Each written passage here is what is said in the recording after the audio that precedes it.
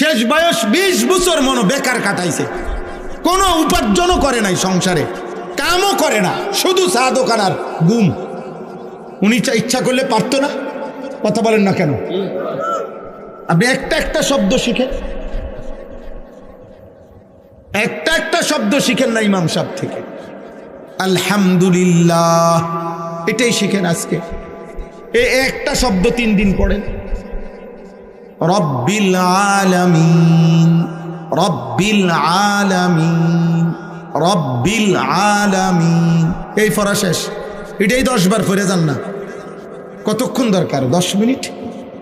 না না, দৌড়াইয়ে সাদওয়ানে যাবে, দৌড়াইয়ে টেলিভিশন। হ্যাঁ, মিথ্যা বললাম? নাহলে প্রতিবাদ করেন। এখানে অনেক মুরব্বী আছেন, সামনে দাঁড়াইয়া প্রতিবাদ করেন। আপনি পারবেন না? আমার লগে চলেন, ফ্রি পড়ামো আপনারা। আমার সাথে আজকে চলেন গাড়িতে, আমার মাদ্রাসায় খাইবেন, ঘুমাইবেন, ফ্রি পড়ামো। আমার মাদ্রাসার উস্তাদ আছে, আমি পড়াবো, আপনারই শিখাবো। আপনি সময় দেন, সম্ভব, 100 ভাগ সম্ভব। কিন্তু মূল কারণটা কি? ও আখিরাত লাগবে না। এই জোরাতালি দিয়ে যে নিজের বুঝ মতো যা করে মনে করছে এটাই আখিরাত। না রে বাবা, আখিরাত অনেক লম্বা, হাসরের ময়দান অনেক লম্বা। হাসরের ময়দান 50,000 বছর। কোরআনের আয়াত 50,000 সানা। আল্লাহ তাআলা কোরআনে বলছে হাসরের ময়দান লম্বা হবে 50,000 বছর। তাহলে হাসরের ময়দানের এই হিসাব চলবে 50,000 বছর।